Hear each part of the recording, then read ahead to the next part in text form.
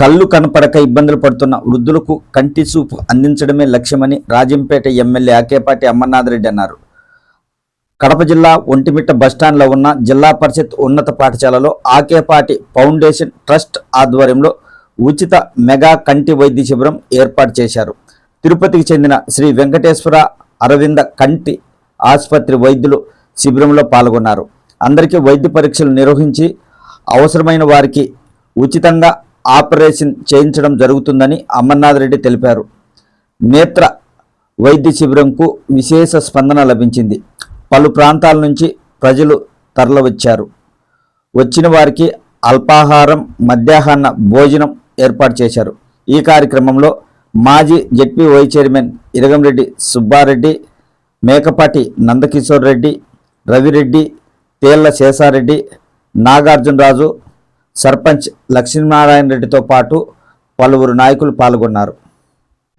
వాళ్ళందరికీ కూడా కంటి చూపు తెప్పించాలనే లక్ష్యంతో దాదాపు మనం ఎన్నో క్యాంపులు చేశాం.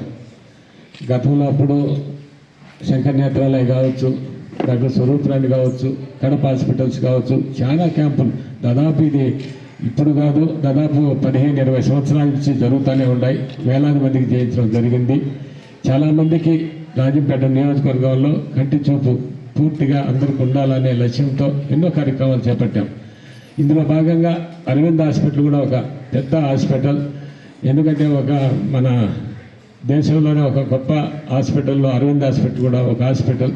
ఆ హాస్పిటల్ వారి సౌజన్యంతో ఈరోజు ఇక్కడ కంటి ఆపరేషన్ చేయించాలా అనే క్యాంప్ నిర్వహించడం జరుగుతూ ఉంది.